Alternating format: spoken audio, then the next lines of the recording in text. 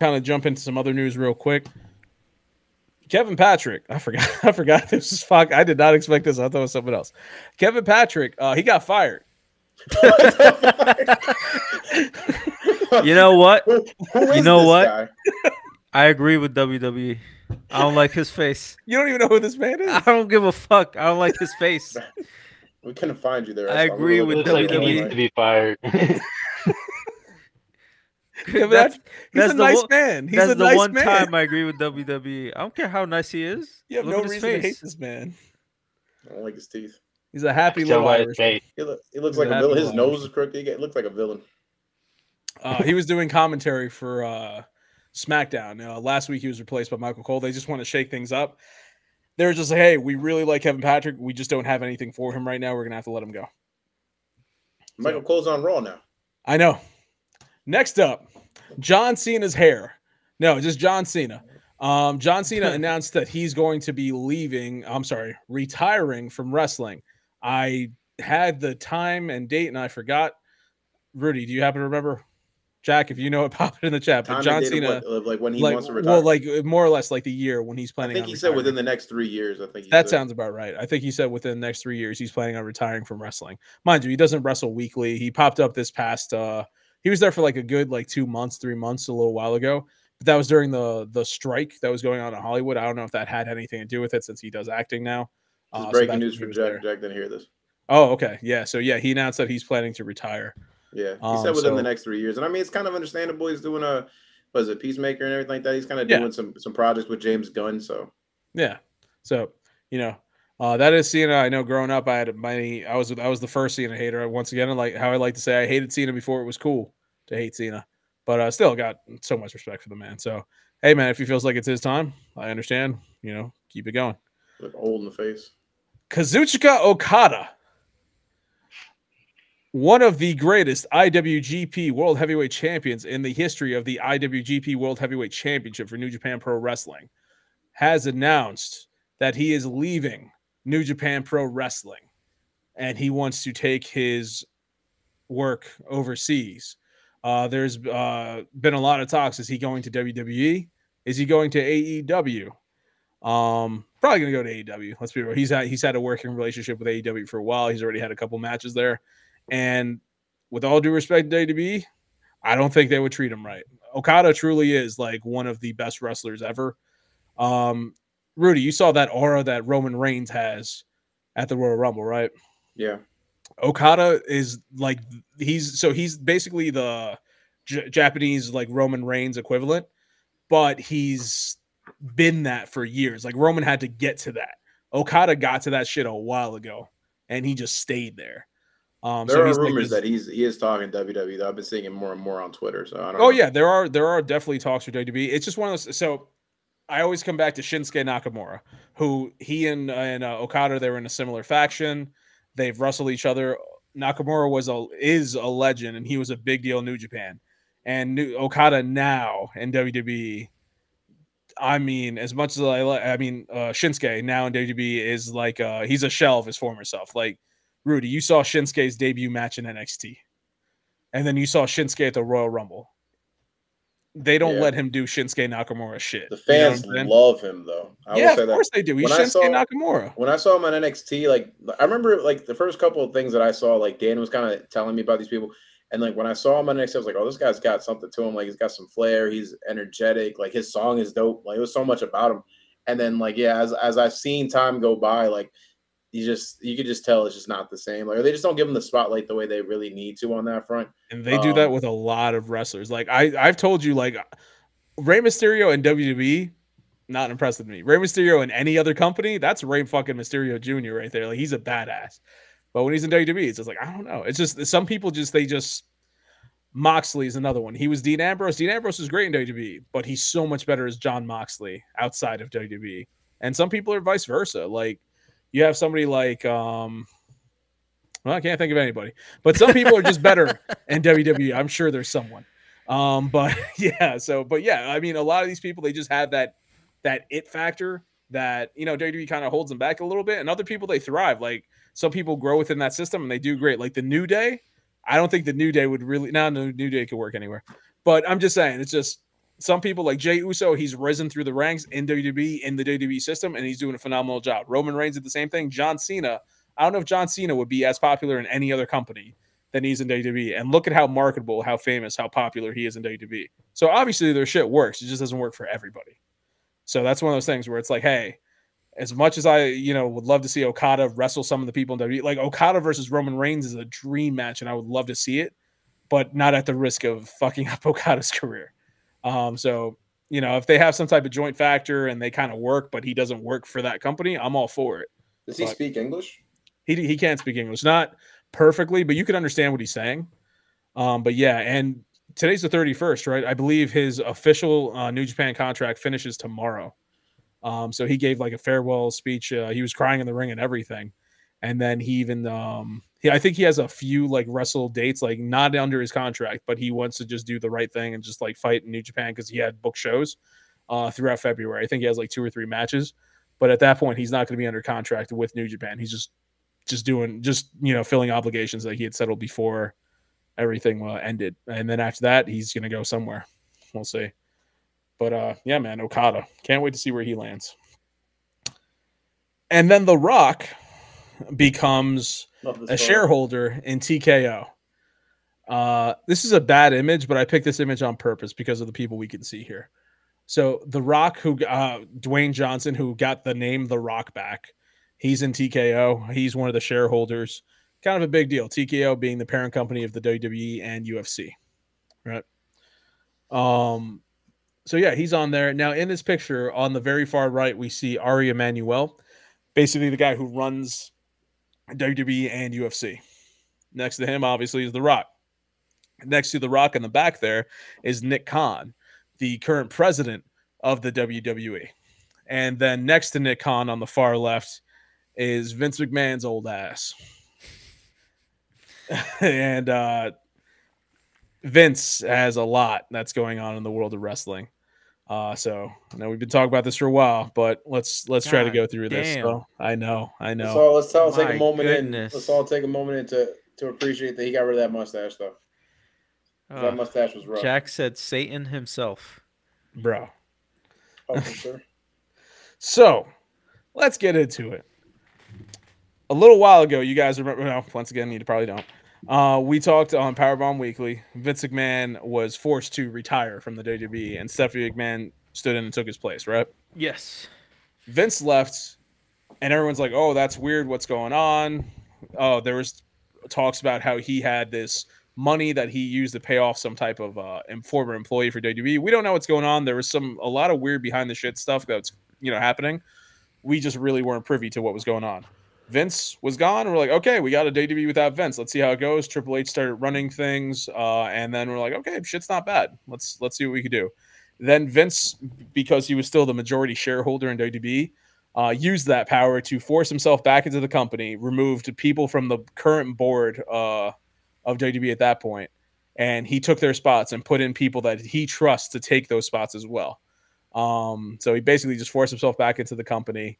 And he was kind of like stalling. He was like, they were thinking about trying to sell the company. And because Vince was like majority shareholder, he's like, no, unless you put me back on the board, I refuse to agree to any selling. And so he used that plus all of his other powers and everything to put himself back on the board. He did that. They sold to Endeavor. They did the whole TKO merger. We got WWE, UFC. You guys already know. Mm-hmm. That all happened. Fast forward many years later. The Royal Rumble is happening. Everybody's excited. It's going to be the biggest Royal Rumble in history. Cody Rhodes might win it for a second time. And then all of a sudden, allegations done by one... Shit, I forgot her name. Rudy, what's her name? Damn, it starts with a J. I'm saying Jalen Grant, but does that sound right? Yeah, it actually does sound. Let me see if I can really find it real quick. Former WWE employee, I believe it was Jalen Grant, puts out a basically she's suing Vince McMahon for sexual allegations and sex trafficking. Damn. Yeah. And in the lawsuit, which I read the entire thing of, it gets very detailed and becomes very disturbing. Janel Grant. Janel Grant, thank you. That makes a lot more sense. Janel Grant. And it goes into basically she lived in a similar area where Vince had lived. There was a penthouse or something like that. Her parents had passed away. She was trying to look for work. She knew somebody who knew Vince. They talked to Vince. Is like, hey, he might be willing to talk to you, get a job.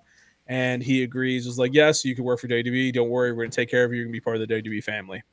It moves on to the point where he just basically, it gets to the point where he's just like, hey, you're going to show up at my apartment. We're going to talk, and I'm just going to be naked. And I'm going to touch you inappropriately, and I'm going to have you touch me inappropriately back. She doesn't want to do it. He continues to force himself on her, tries to convince her. She's in a state of mind. Now, granted, all this is alleged, of course.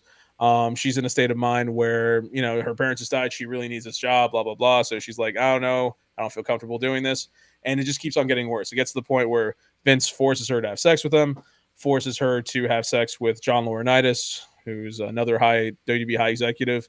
And they name a former WWE champion / UFC champion who they're trying to keep in WWE, and they're offering different contracts. He offered the services of Janel Grant to this wrestler. If you look at the dates and everything, they're talking about Brock Lesnar. Damn. And so there was like all these different things, and they go into detail where it's just like, hey, you're going to have sex with John Laurinaitis and some other person. He has a couple people lined up to do threesomes. Brock Lesnar wants to see a video of you pissing. This, that, and other stuff. Jesus. Supposedly, there's one point where they talk about how Vince McMahon defecated on top of her while she was having sex with John Laurinaitis, told her she's not allowed to wash up. He went to go take a shower and then came back and finished with her. So there was that, and there was the talk. My man pulled the Weinstein. So he finished while she had a piece of. Supposedly, he finished while she had a piece of shit on her. Yo, that's apparently it was like going down her hair and stuff. Yeah. There was that. He would have these different sex toys that he would name after wrestlers. If it was a black sex toy, he named it after a black wrestler. If it was a white sex toy, he named it after a white wrestler. Stuff like that. And it got to the point where... Here comes mankind. It's a sock. Yeah, and it's just like all this crazy stuff. And then there was supposedly... there was like different text messages, and the text messages were involved in lawsuit too. So I saw the text messages, and Vince is talking about, it's like, oh, I can't wait to see you have sex with like a bunch of black guys and this, that, and the other, and then you're going to be screaming for them to stop, and they're just going to keep them going because no means yes, and this, that, and the other. And it just goes in very, very descriptive detail. I didn't even get into all of it, but that's basically, you guys get the gist. Vince is definitely going to kill himself. So this all this comes to light, and I do have some images. So once again, we talked about Vince McMahon. We talked about John Laurinaitis. This is the other person who they say had a lot of sex with her as well. We talk about Lesnar, who did his stuff as well. Now, while this was going on, there's in the world of a wrestling, as a wrestling fan watching this, we were just getting out of the pandemic, I believe. We didn't know if Lesnar was still going to have a contract. He comes back. He has some great moments in wrestling. And it's kind of just like, to think back during that time period, like all the shit could have, maybe not have happened. But, it's just sickening at the end of the day. So if this is true, I hope Vince McMahon, I don't even know what to say. Like, I hope he just gets what he fucking deserves if it, all this comes to light and it is true. Do you guys remember back in the day when Vince was back in power and I told you guys immediately Stephanie McMahon quit? Yeah. And I remember saying back then, something's going on. We just don't know what it is. And they're not telling anybody. I remember this. Dude, you know what I'm saying? So it's just it's weird because she's been running the company with her dad for so long. It's weird for her to just like, if he's back, I'm leaving. Exactly. Type of thing. And it's wow. It was like literally the moment he came back, she was like, all right, I'm out. I'm not dealing with this. No, why would you want to deal with that? That's horrific behavior. Oh my God. Exactly, man. And it's so much is happening. Power corrupts. Yep, absolutely. Yeah. But yeah, man. But yeah, it's just sick. Like I said, you can go to any wrestling website, you can read the lawsuit and see what's going on in there. If you want to do that to yourself, I just explained most of it. Reading it just made me very upset. I even told Rui, you got to the point where it's like, I don't even know if I want to go to the Rumble. Because at this point, it's like, I don't even want to have anything to do with giving Vince McMahon money. Which worked out. Because before we got in there, Rudy and Jazz, I can't remember which one of you told me. When you told me, like, Slim Jim, who was the sponsor for the Royal Rumble, was just like, hey, we're pulling out. We don't want to have anything to do with this. These allegations are crazy. Shortly after that, TKO put a statement out. Like, hey, we take this shit very seriously. We're looking into it, and we're going to figure out what's going down. Shortly after that, Vince McMahon put out a statement. He's just like, hey, all these are not true. I plan on getting to the bottom of this and proving that I'm innocent. He puts out another tweet later on. I stand by the fact that all this is not true. I will be proving myself. I will be innocent, but I will be resigning from my position in TKO. And now, for the first time officially, Vince McMahon is in no way associated with the WWE. Fucking finally. No, McMahon is. Jeez. So yeah, so that happened, and Slim Jim decided to go back to the sponsoring. And it's funny because they were just like, "No, we never said we were going to back out. We said we were pausing our sponsorship." I'm like, that's bullshit. We all read it. We all saw what you said. And not only that, one other thing I want to talk about real quick is so we talked about Braun Breaker in the Royal Rumble, right? And how he went in there, he kicked ass, he did all this other stuff. Supposedly, rumor has it that Brock Lesnar was supposed to have that spot, but they needed somebody to go in there and fill it in. They just said Braun Breaker was the next best guy. Let's put him in there, have him do everything that Brock was supposed to do, and put a shine on him. So that happened. Rudy, Jazz, we all theorized that, hey, Pat McAfee, it was weird that he was in the match. Maybe they substituted Brock for him. And then Pat supposedly even said he didn't know he was going to be in the match, like for real. I don't know if you know anything about that, Rudy. I know you follow Pat more closely than I do. I didn't see his show after the fact for him to talk about it, but you can kind of just tell by how he was dressed. Like usually when announcers, he wasn't in gear or nothing. He wasn't in anything. Usually when announcers know that they're going to have a spot, they're in some type of gear related to the match. Pat had like I don't even know, like snakeskin boots on when he was like. That's so like yeah, and he was just like, I had no idea I was in the match. They just played my music. That makes more sense now. Like if you look at his face, he's completely shot. And then Michael Cole's just like, "Get in there, Pat! Get in there!" And yeah, that makes way more sense now. Yeah. So anyway, that happened, and then because this is one of the biggest things that ever happened in WWE, like ever, WWE does these press conferences after their pay-per-views, right? Where Triple H goes out there, "Hey, we did a really good pay-per-view. We did these numbers. We made this much money. This is what we're planning on doing in the future." He goes out there, and rightfully so, the questions he's getting asked are, "Hey, so what's up with this Vince McMahon shit?" You know? And Rudy, you and I talked about this. I know you said you saw the press conferences. I didn't see it until recently. I saw it and I was reading up on it. Triple H did not do a good job answering those questions. No. He did a very bad job. They're just like, "Hey, what's going on with this whole Vince McMahon stuff?" His response is, "We just had a really good night in the Royal Rumble. I don't want to focus on the negative. I didn't read any of that stuff. So we're going to look into it, but I want to focus on this." He openly said, so he goes, "Well, you know, we had the merger, The Rock, you know, he's brought into the company, Royal Rumble, we just did amazing numbers." And then he openly says, "I'm going to answer that question the most general way that I can." Like, literally says he's going to answer it in a generalized way. And then they asked him, "Did you take a look at the details of the case?" And he says, "I have not taken a look at the details of the case." And literally the fans online are going insane thinking, you run this company. How are you saying you have not looked at the details of this case, but you're saying that you're going to do everything possible to get to the bottom and make sure that these allegations are like not spread out throughout the company? So it's like he really did a really bad job. Like Cody was asked very similar questions. Cody did a much better job answering these questions. Now, why is that? Because Cody is a former executive vice president of AEW. He knows what it's like to do these press conferences. He used to do the same thing in AEW. Cody Rhodes is a very diplomatic person. I can truly see this man really run a company. Like, it makes perfect sense. And his response was, "I did read the allegations. I do take them seriously. We are going to figure out what's going on. We are going to get to the bottom of this because it is all horrific. It is all true." Like, Cody did a very good job answering this question. Oh, yeah. Much better than Triple H did. And I think he was up before Triple H. I think his press conference was before Triple H's.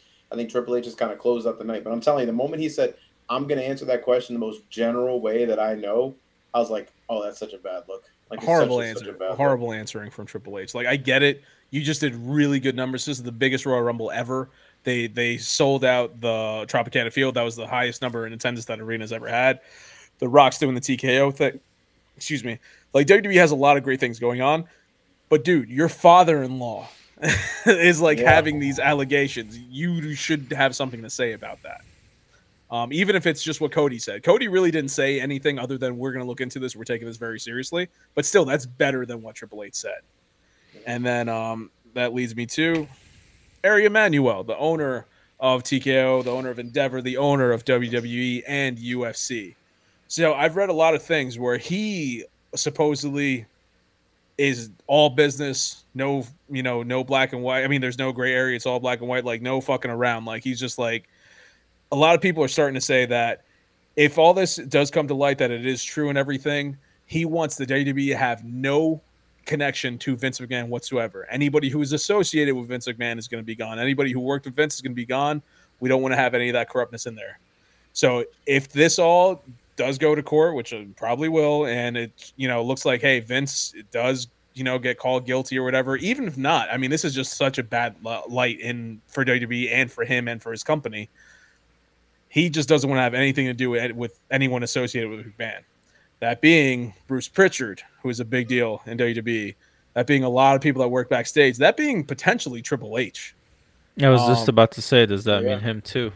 Yeah. Now, when Vince left the first time, and there was supposedly a committee that was going on and trying to investigate, figure out what's going on with this whole Vince thing, what was going on with this money, who did he give it to? I didn't even break it down. He supposedly paid off the lady at the very end. And he was supposedly going to pay her like $3 million to kind of just shut up and not talk about what's going on. Had her sign an NDA in relation to it. Yeah, and had her sign an NDA. And supposedly, like, he either paid $1 million or just stopped paying, or something happened because he had to make payments. Mind you, the man's a fucking billionaire. He can't just put down $3 million in one shot. That's neither here nor there. But it's all about the power. For real. It's all about having the power over this person. Like, exactly. But yeah, man, either the money never got to her or it stopped going to her, and somehow the NDA wasn't legit. So that's when she came to light. She's like, hey, I'm putting this out there. I'm suing. No. But yeah, luckily she stopped work for WWE a couple years ago, so she doesn't have to deal with that. But supposedly she's suing because she's so stressed out. There's some days that she can't get out of bed. She hasn't been able to keep a job because she's just so fucked up because of everything that happened. But yeah, so anyway, like I was saying, there was a committee that was trying to figure out what was going on with the money. And supposedly, we don't know if this is true. This is not. Some people say yes. Some people say no. Triple H and Stephanie McMahon were on that committee that was trying to investigate this stuff. I don't know if that is the case or if that wasn't the case. But if he was doing an investigation and they were looking into what happened with the money and they should have known what's going on with the Janel Grant, why was nothing done? You know what I'm saying? So anyway, we'll see what happens with that. Because why would they do anything? Because if they do something, then that shows that they're guilty. No, trust me, I understand completely. But it's still one of those. Yeah, but it's still one of those things where it's like, no, they're all definitely pieces of shit. But it's just, unfortunately, that's how the world runs. That's why nothing's happened to the list of the people that went to Epstein's Island. Like the names were released. Has anything been done to those people? No, you're absolutely right. That's the thing. I mean, like, the one thing that I can think about, like, Epstein's situation is a little different because the names on the list were out there. People have different viewpoints related to it, but it's just a list until anything can be proven, right? Like, I mean, arguably those people like, yeah, he just invited us places. We went to drinks, whatever it may be. But with Vince, I no, but it's but the list of names of people that have been on his island. Yeah, but the argument is that just because you've been on the island doesn't mean it proves wrongdoing. I get what you're saying. I get what you mean too, but like the island is like, allegedly pedophile island. So it's like, and if you're one of those top brass people in the 1%, you 100% knew what that island was. Oh yeah. So like I don't care if it's proven in the public court of law or whatever, like you knew where you were going. I think the thing that's going to be, it's really like Dan said, it's extremely sickening related to the situation, and Stephanie getting out is just more of a light related to how bad this could be. And supposedly they're like not talking and shit. And like I don't like I said, I don't know Vince. All I know is based off of what how we've all perceived him over the years. I would not be surprised if he does get convicted of shit. He is going to bring so many people down with him. Like, he is not the type of person who's going to be like, oh, I left my company. Like, I feel like he's a vindictive person. Oh, he is. And dude, I said it the last time he left. I was trying to show you guys that I think for whatever reason I couldn't show the video. Vince did a storyline years ago when he brought in the NWO, and he cut this promo where he's just like, Ric Flair, because Ric Flair bought half of this company. It was a whole storyline thing. And he's just like, Ric Flair bought this company. He owns 50% of it. So what am I going to do? I'm going to bring in this poison, and I'm going to kill what I created, because if I can't own it all, nobody else could own it. And then, like, that was just the storyline. And then he left the first time, and people just started posting that video like crazy. It was just like, yo, like, that is Vince. Like, that is who he is. That's not even a gimmick. Like, yeah. And Jack, because I'm looking at the screen now, Jack is here saying, I used to bow to him at events when he came out to the ring. A lot of people did. Because that was Vince McMahon. He created what we love, man. So, yeah, man, it is sickening. Yeah. Sickening. I'm telling you, I truly see that guy. Just if anything happens, he'll bring down everybody because he already left the company. Like Vince has been that type of guy where like, look how vindictive he was. He was like, well, I'm not letting y'all sell until I come back. Literally firing people so he can get a position to then get money for the sale. And now he's out. And then he's still in the company. He's still in a different position. He's still part of it. It happens where it's going to be a situation where he either settles out of court and people try not to find that, and he'll probably try to keep it quiet. But if more comes out, like he's just going to bring people down with him real quick. Yeah. And the fucked up thing is, I know this all sounds crazy. What I told you guys is insane. Like text messages, the defecating, pissing, like literally all the crazy shit you could think of. Is anybody surprised? Like that Vince McMahon would be into some crazy shit like that? Not Isn't at all. That weird? Honestly. Isn't that weird that that's not surprising? You can tell by his face. He showed up with that mustache. I think this man's capable of anything. It was uneven. Just look at his face. My God. Oh man, that's Vince, man. It's the arrogance too. Like, well, that's the thing. I always felt the weird way about like if you ever saw historical like interviews with him. Like there's one interview where I think he smacks an interviewer in the face or something like that. Or no, he smacks the papers, right, Dan? There's a I don't know if you remember, but like he's interviewing somebody who's talking about Vince and how he's been with his company or the steroids usage or whatever it is, and he's so invested in his character in the show that he smacks the shit out of papers of an interviewer who's just doing their job talking to him. And this is gonna sound weird. That's a common wrestler thing. Oh yeah. Yeah, especially if you're like an old school wrestler, it's kind of. I mean, do you remember Stan? I get it from a wrestler standpoint. Is Kiss My Ass Club. Vince McMahon, he started the Kiss My Ass Club. How weird is it to be like, you know what? I want to put my bare ass on TV and have people literally kiss my ass on live television. That's not normal. That's not normal. That's the thing, but I get what you're saying, Dan, from a wrestler's thing, because that perspective is different. Though this is they're putting their lives on the line, their livelihood, everything out of the respect for their craft, right? But Vince is supposed to be above that in a corporate setting where he's supposed to be the representative of this company and the finances. Yeah, but he comes from that era. That's the only thing. Oh yeah, no, I get it. Like that was the era where if you were the booker, chances are you wrestled, and Vince wrestled. You know, whether he's a wrestler or not, he wrestled. So does Snoop Dogg. But so it's like that was the thing where you have David Schultz, the famous one. Hey, isn't the stuff fake? And he just smacks the reporter in the face. Did that feel fake? That was an open hand slap. Did that feel fake to you? Slapped him again. Hulk Hogan put that dude what's his name? Munch? Yeah, Munch. He put Munch from Law and Order SVU in a headlock and dropped it on his head. That man just started bleeding out his head. That happened for real. And Mr. T's in there just like, yep, he got him on a headlock. And then, next thing you know, the guy wakes up like out of a thing. He's like, all right, we'll be right back. His head is bleeding.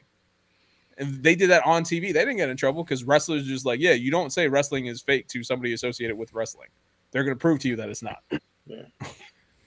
Yeah. You're right. I get what you're saying with Vince. Vince is just, I mean, with that, the Kiss My Ass Club, saying the N-word on TV in front of Booker T and his wife. Like, he's just done so many fucked up things where it's just kind of like, after a while, like, yeah, some of this stuff, it came across as funny in the time. But when you really start looking at every single thing he's done, it's like, there's a pattern in this dude just being really, a little too comfortable with himself. Yeah. Yeah. Yeah, it's the power. He's like, I have the power and I'm going to abuse it as much as I want. Literally. I mean, I don't know if you've ever heard, there was an interview that Stephanie McMahon gave where she was like, they asked her, was there ever a point when you were doing the WWE stuff that you felt like it was going to go too far that you just said no to something? And she said that at one point. That's when she was pregnant. They didn't know if it was Shane or Vince was the father. Yeah, that was the thing that they were like, Vince wanted to push the narrative. Vince wanted to push the narrative that it could have been his kid. That's fucking sick. Yeah, Bill Maher had the Piper talk on his talk show.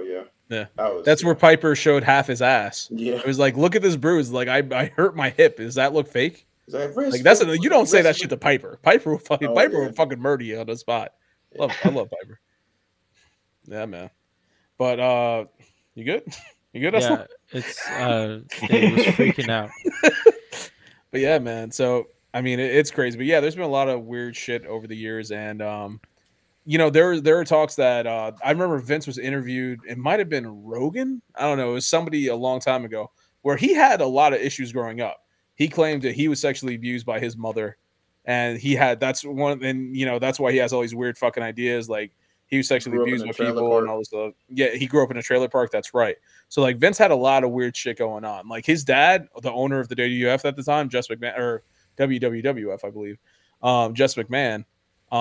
He really didn't know him. Like he kind of was just like one day he's like, "Hey, you're my dad. We don't really talk much. I want to be part of this business. Can you put me in the company?" Like Vince didn't come for money, even though his father had it. His father didn't really raise him. So Vince had a fucked up childhood, and it kind of just shows that like he really never got over it. He kind of just became a fucked up person. You know, when he got older. Yeah, that's all I got. That's usually what happened. Yeah, but yeah, that's a lot of crazy news. I told you it was gonna be a lot. I'm sorry it went so long. It's a lot. No, I'm talking about the Vince McMahon stuff, not the rest of the stuff. But it's a lot to digest. And listen, we're in a time and age where this type of behavior can no longer be concealed forever. There's no way in hell that in the age of social media, in the age of instant information, that you will be able to hide your crimes or your transgressions. Like it's not gonna happen, and I don't understand why people don't understand this anymore. Like just don't do it. Just don't be a piece of shit. Like, really, just don't do it. If you're thinking about being a piece of shit, just don't. Go get some help. Go get some help. Go pray. Do something. Just don't do it.